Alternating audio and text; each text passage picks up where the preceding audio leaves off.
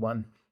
Today, I'm going to just talk about the structure of the class, what to expect, what kind of, how you turn in assignments, what the grade breakdown, all that kind of stuff. Just mostly go through the syllabus. The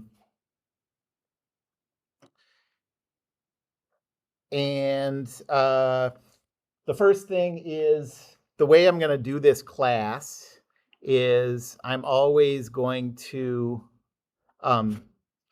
be doing my lectures on a tablet. You can think of what's up on the screen as like the whiteboard. Take notes on it the same way you would take notes on, lecturing on the whiteboard. Whatever. So my notes will look like that. But the benefit of doing it this way is you can see down here at the bottom, I'm recording this as I go, and every lecture is going to be recorded this way.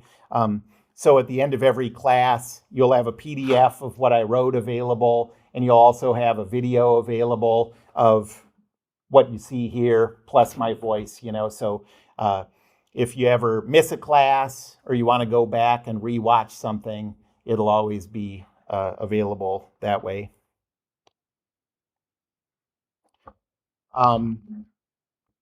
Today, I'm not going to be writing anything up on the screen. I'm just going to be going through the D2L site, showing you where stuff is.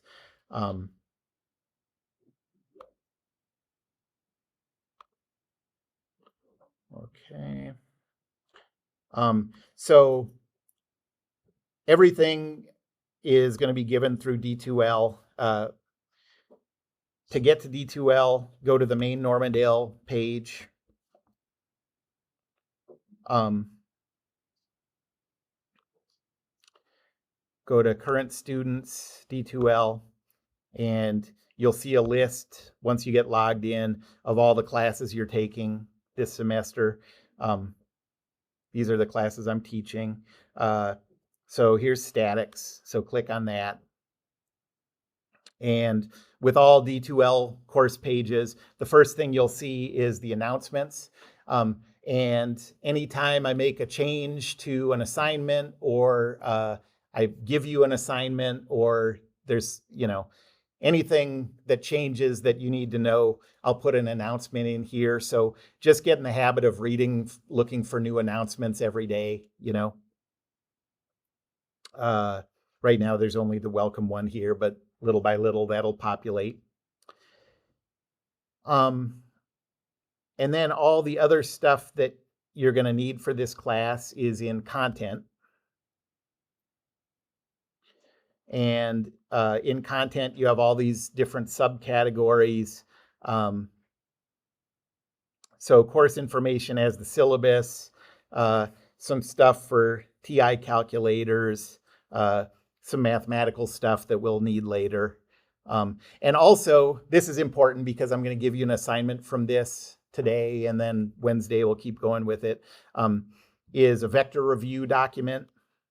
So if you click on that, it just, I know you've all seen vectors before, but this just kind of presents the way I want you to think about vectors, the stuff that's going to be relevant for this class, how to come up with vector components, the notation that we use for vectors. Like you can see that we're going to use a notation that's, like in physics 1, this vector would have been 19i plus 16j. We're going to use this column matrix format. There's some mathematical benefits to using that. So,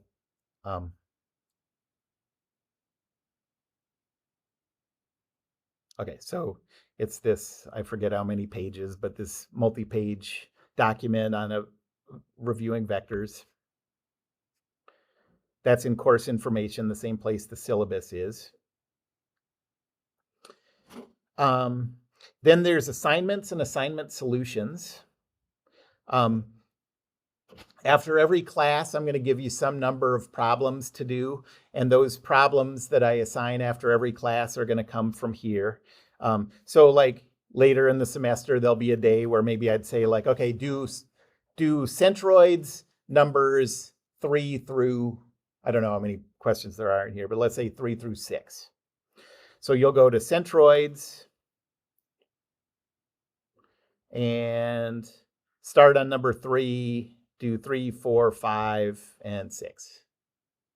Okay. And if you get stuck, there aren't solutions for every one of these available, but there are solutions available for a lot of them. So you can do the problems and use these solutions to check your work. Or if you get stuck, you can go and get yourself sort of unstuck and then try to do the rest of the solution from there. So let's see. This one has 3, doesn't have 4, 5, and 6. So 4 is the only one that's missing. And I'm skipping some of these for the solutions just because I want you to be sort of honest with yourself about how well you're understanding this stuff as you do it. If you're looking at the solutions a ton, you can kind of convince yourself that you understood it all along. So if you get to these daily problems and you get stuck on one where there's no solution posted, that's perfectly fine. Just we'll start just about every class by me asking you if you have any questions. And so if you have a question on like, how do you do number 4, built into the time, my time management is expecting to do some number of these, a good number of these questions at the beginning of class. So always feel free to ask if you got stuck on a problem, and I'll just go through it at the start of class. Okay.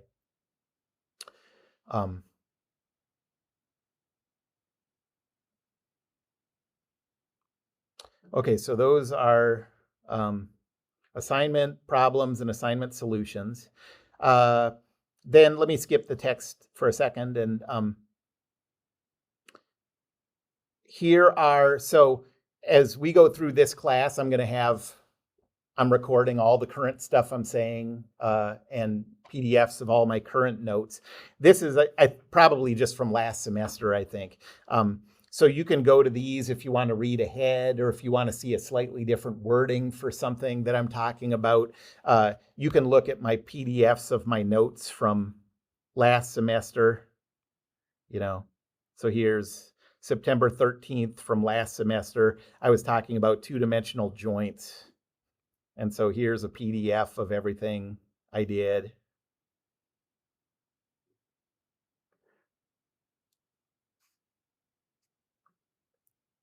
And here's a video.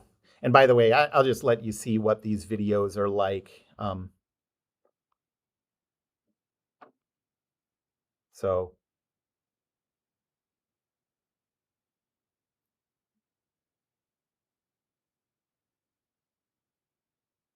you can just hear my voice and you can see what I'm writing at the same time. That's what all these videos are going to look like.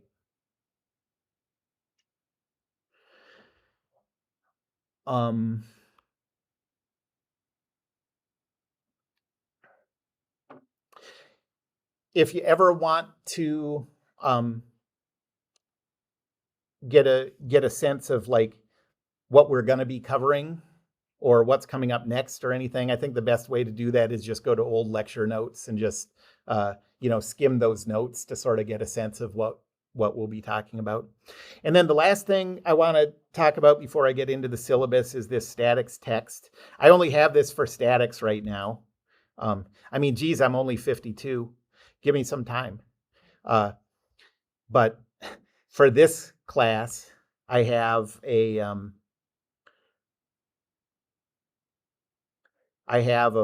pretty complete kind of textbook of the stuff that I do differently from kind of a traditional, the most traditional way of teaching statics. And so you can always go through. I have a section on matrix math. So this is the kind of math that we'll be getting into. And it's just like a little more complete wording and stuff than what I'm going to write on the tablet as we go. Rigid body statics.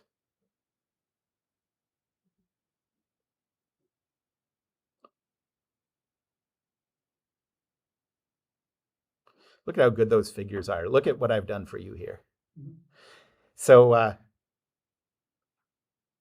anyways, again, if you want to read ahead, or if I talk about the topic in class and you want a little more detail or a slightly different version of what I've said, that text is always available for you to go through. There's also a bunch of appendices that might be useful. And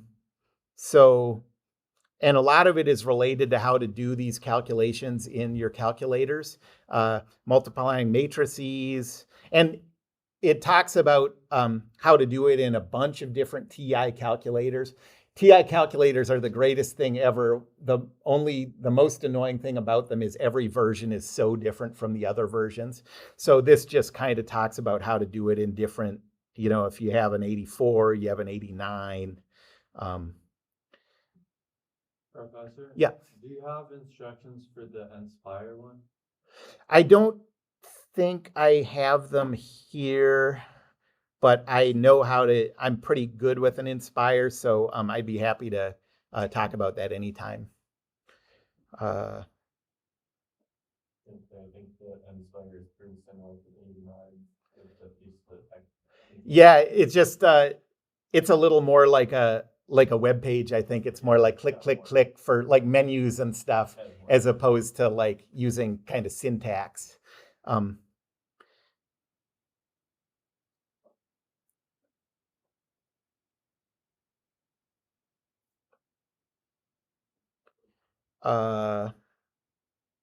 So there's stuff for calculators. There's some proofs and derivations that my guess is you won't be too interested in that. But any of you who have a special interest in kind of the mathy side of things might find some of that interesting. So anyways, that's there for you. Now what I want to do is just go to course information and walk through the syllabus.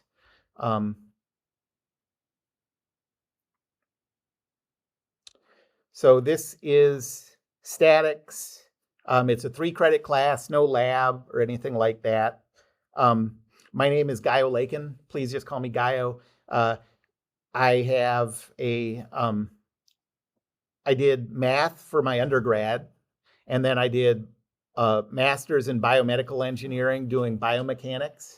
And like what I did was mainly muscle and joint forces and stuff like that, muscle forces. That's wrong. That's not my office anymore. But I do my office hours in the tutoring center anyways. I'll get this fixed. But really, like to come to my office hours, you just need to know how to find the tutoring center. Here's a phone number and an email. But the best way to contact me is just to use the instant messenger on D2L, this thing here. It just works better for me not losing track of your messages and stuff. So that's a better way to communicate. The prerequisites are Calc-Based Physics 1 and Calc 1. We are going to do some integral stuff, but not very much. And everything you need, we'll talk about it before we get into it anyways. The materials you need, so there's no required textbook. You do need a good calculator, primarily for exams, because when you're doing your assignments, you could do all these calculations on websites and stuff. But you probably want to use your calculator for your homework too, so that you just are familiar with it when it comes to exam time. This class does not talk about eigenvalues and eigenvectors, but if you're in the market for a new calculator, you might as well get one that does these things. The Inspire and the 89 both do. Eigenvalues and eigenvectors are going to start to be a big deal basically like next semester, and kind of they'll be mentioned in basically every class you have from then on. Mathematically, it's a little bit of a subtle subject, and you spend some time talking about it in math classes and stuff. But actually doing the calculations, if you have a calculator that does it, is just a matter of punching it in and it gives you numbers, the same as doing a square root or something, you know. I have these 2 recommended reference books listed in here, really just for your transfer institutions, so they know what this class should be considered equivalent to. I do not recommend getting these books during this semester. For this semester, just go based on what I say in class. I'm telling you everything that I think is important to prepare you for the exams and prepare you for the homework assignments. So going to another outside resource is really, in a way, just making it more complicated for yourself. So if you do want a textbook later for future reference, these are 2 good choices. This is a full textbook. And then the Shams Outline is a cheap thing, $25 or something. And it has little summaries of the topics, and it has a ton of problems with worked solutions. So these are really helpful for preparing for exams, you know, comprehensive exams, if you ever have to do anything like that. I love Shams Outlines. My basement has like probably 50 Shams Outlines, you know. I mean, I just get one for every class. And some things like when I was in grad school, I needed to do some stuff doing differential geometry. It didn't need to be like super crazy, but I needed to understand some stuff that I didn't know. And I bought a Shams Outline on differential geometry, and that was enough to teach myself what I needed, you know. I just think they're super great. We're going to be doing a ton of vector and a little bit of matrix calculations. And so we're going to start with a big vector review before we get into any static stuff. Oh, I didn't say, I said what my master's is in. My PhD is in deformable body mechanics, basically, solid body mechanics. And also I've done a lot of fluid mechanics and a lot of rigid body dynamics and stuff. So statics, dynamics, and deform are, if you take those classes from me, those are right in my area of expertise. So, yes.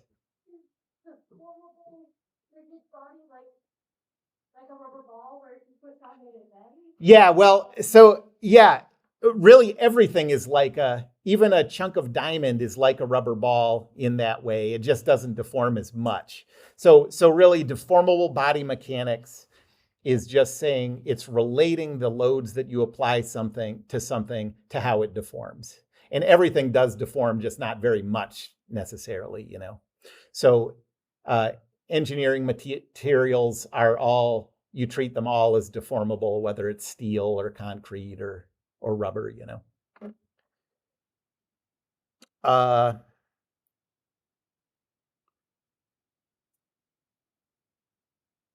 Okay, so here's a little stuff about topics to be covered. If you want to read ahead, you can skim through the PDFs in the old lecture notes. So grading for this class is basically going to be 90, 80, 70, 60. Sometimes I curve that, but when I do, it's not very much, and usually I don't have to. So you can get a pretty good sense of where your grade stands by where your percentage is at. And I'll keep that updated as the class goes on, as I enter new values. And that grade is going to come 10% from lecture quizzes, 10% from daily assignments, 10% from weekly assignments, and then the bulk of it is going to come from exams. So I'm just going to talk about what each one of these categories is. And before I get into that, I want to try to make people feel better who might feel nervous about 70% of your grade coming from exams. I make every effort to keep my exams from feeling like a race against the clock, I like for a 50-minute exam, I try to write the exam to be a reasonable 40-minute exam. So you have a little wiggle room if you do a false start and need to start a problem over, if you want some time just to sort of look things over and get yourself centered or whatever. I don't think you'll ever feel like you get the test and you're just writing, you know. I mean, I guarantee you won't ever feel that way. Also, I don't ask a lot of real creative thinking type questions on the exams. The creative thinking I want you to do comes on the problems that I assign. And then as long as you understand those problems, you should feel very at home on the exam questions. Like, I think you'll see an exam question and say, if you've gone through your problems, a few times and you know that stuff well, you'll be like, okay, I'm going to use the approach here that I used on that one, that assignment problem with the beam and the whatever. So I don't think you'll ever feel, if you're prepared from the problems, I don't think you'll ever feel very stressed out about like the exams. It's really just a matter of preparing appropriately with the assigned problems. So there's no textbook in this class. All I expect you to do is try to remember the stuff I say in class, which is a much smaller amount of material than you would get in a 400-page textbook. And so the trade-off is I want you to go through your notes. Like, you'll take your notes, and then a little later, I want you to skim through what you took notes on. And a little later, I want you to skim through it again. And little by little, I just want you to try to remember what I gave you in class. And the way I encourage you to do that is by giving these lecture quizzes that are going to be on Mondays. And in the last 5 or 10 minutes of these Monday classes, I'm just going to hand out a list of little short answer questions. If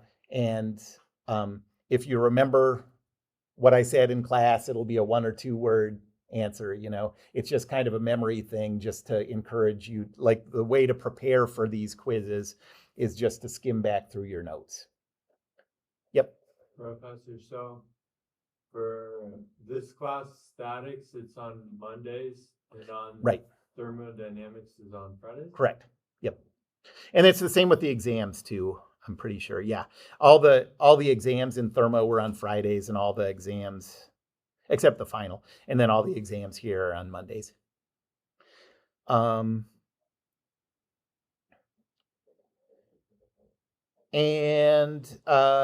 The lecture quizzes and the exams both are all cumulative. So it's not like you don't go back to the previous quiz and read the notes from there. I always want you to go back to the beginning and try to remember everything through the whole semester. Okay. So like it says here, this is my way of making sure that you're following the lectures carefully and reading and rereading your lecture notes. That's what I'm trying to get you to do.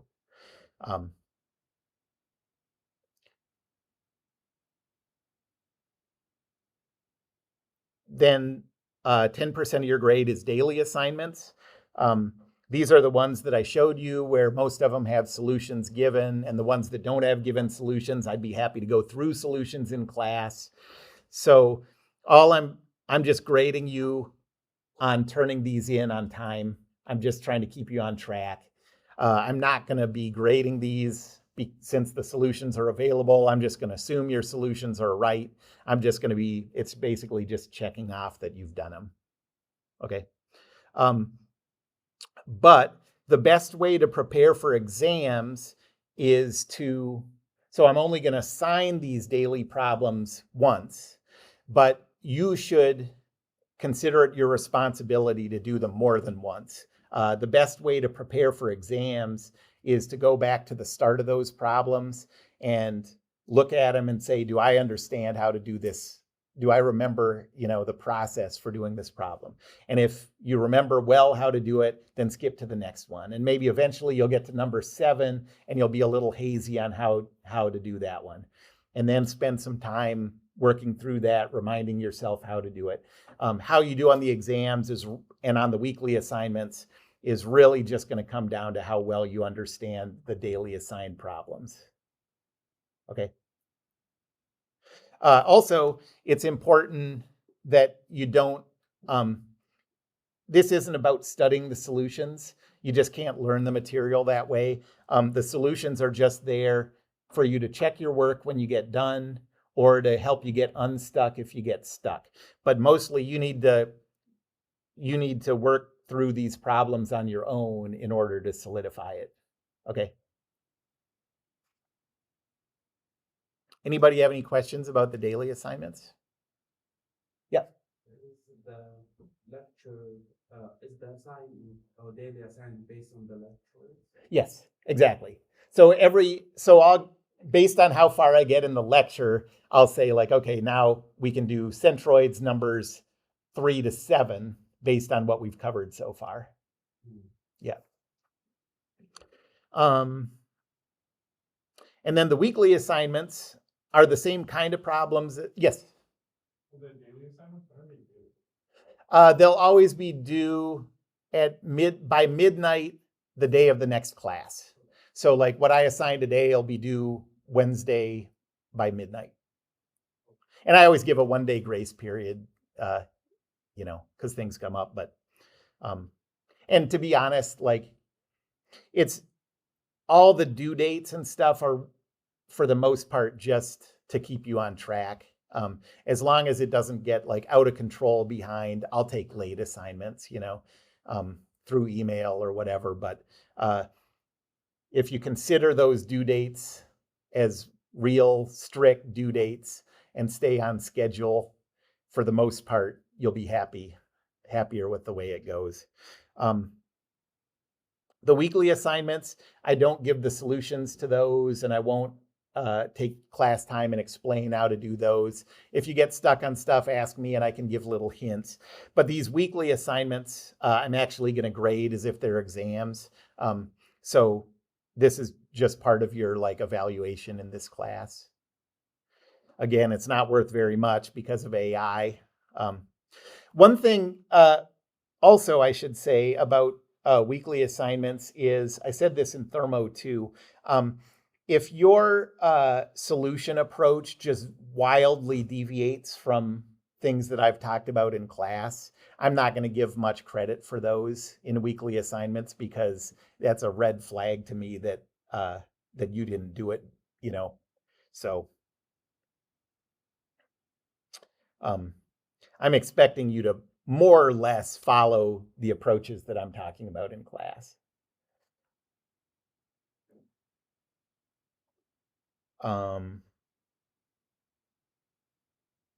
And then the last part is the exams. That's the big chunk.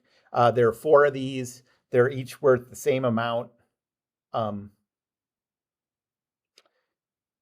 And each one of the exams is cumulative, like I said. So it's not just the material since the last exam. It's going all the way back to the beginning.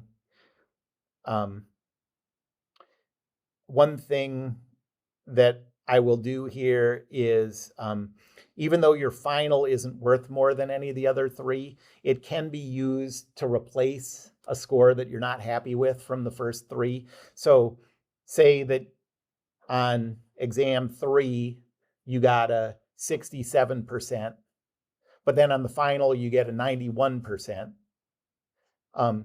Your 67 on exam 3 is replaced by a 91, and that 91 also counts for your final score. So a good final can replace a score you're not happy with, or replace a worse score.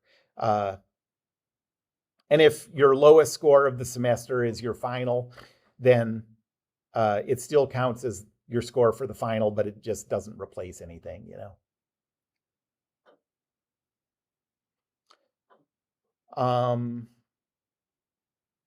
Question? Yep. Did you say your exams cover the whole extent of the process? Exactly. From the beginning up until when that exam's given. And before every exam, I'll tell you exactly where the cutoff point is, So like a week before the exam, I'll say like, okay, the exam is next Monday. And it covers topics from the beginning of the class up through centroids or something. This is the exam schedule. So, compare that to your schedule. And as soon as if you have a conflict, let me know as soon as you find out, and we can figure out a workaround. And then there's a cheating policy. The main thing I have to say about the cheating policy is AI is never intended to be part of this class. So anytime you're using AI for to help with solutions in this class, you're doing something that's not my intention. That's not how I've built this class. I mean, I think every instructor at this point is thinking about, how AI is going to change education. It's such a tricky and big question. But for now, I'm just saying, like, okay, all I'm trying to do is to get you to understand statics the same way I always have. And in this class, we're just going to pretend AI isn't there, but there are consequences for cheating. So don't cheat. One other thing, I said this in Thermo too. I have always in the past let people use the bathroom during exams. And with AI, I feel like I can't do that anymore. So you need to take your exams in one sitting. If there's you're sick or there's an issue or whatever, we can figure out, do makeup exams or whatever. But all exams just need to be done in one sitting now. I don't think that's too big a problem in a 50-minute class. Okay, and then there's some information given by the college. You can read through that. Anybody have any questions about the course or the syllabus? Yes. Oh yeah, good question. Yes. All daily and weekly assignments. The way you'll do that is you'll do your solution, pencil and paper, and then you'll use your phone or a scanner to make a PDF of your solution. Okay. If you have an iPhone, that's a built-in thing. If you have a different kind of phone, you can get free apps that do it. So let me know if you have trouble figuring out how to make a PDF out of but then you'll go to assignments. And I don't have any folders yet, but there'll be a section that says daily assignments, a section that says weekly assignments. Underneath daily assignments, there'll be one that says, like after today, by this afternoon, there'll be one that says assigned Monday, August 25th. And you'll submit a PDF of your work to that folder by like Wednesday night. Okay.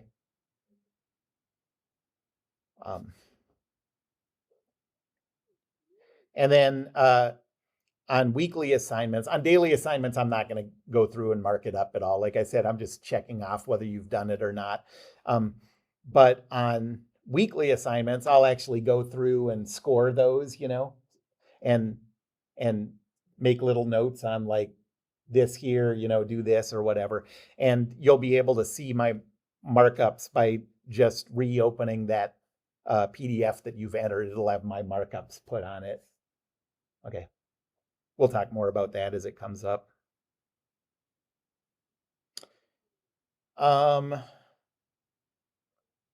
Okay, so I am going to give you an assignment for today, and it is going to be to read this vector review and then do some number of the vector assignments, the vector assignment here.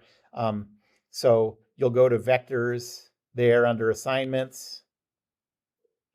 Let's say I assign numbers 1 through 11 or something. So you'll do those problems. There are solutions posted for all of these.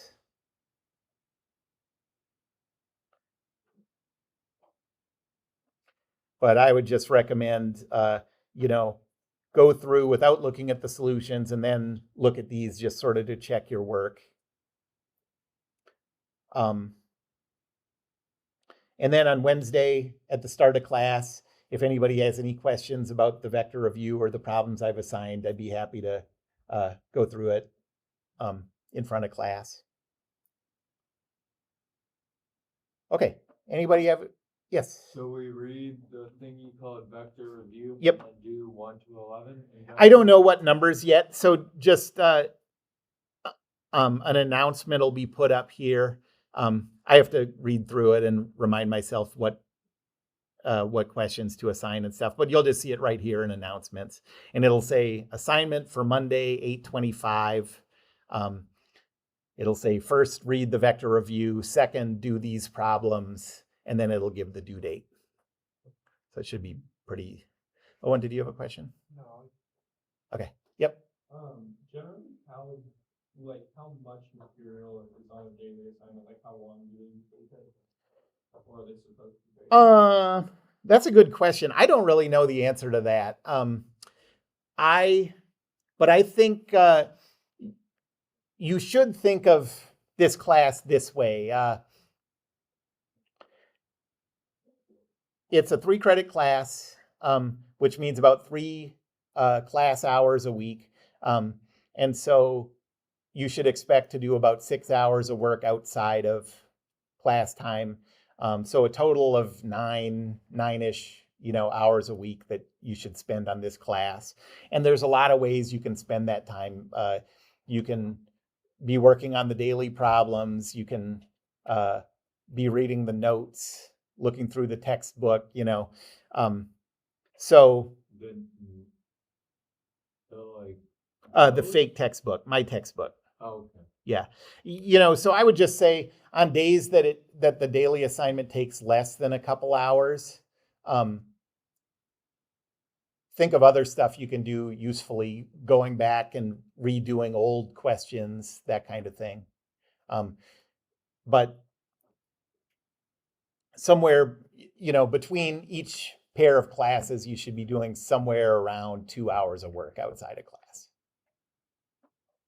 And really, I think if you do that, you'll find this class goes really, really smoothly, Yes. Will TI 84 work? Yeah, it'll work perfect. Okay. Yep. Your office hours Tuesday and Thursday, 1 to 3 on the. That's right. Yep. Any other questions? Yeah, for the first assignment, is there a video that explains something before doing the assignment? There's just that document. I don't think I have a video on that. Let's see what I talked about at the on Wednesday. I will talk about vector stuff a bit.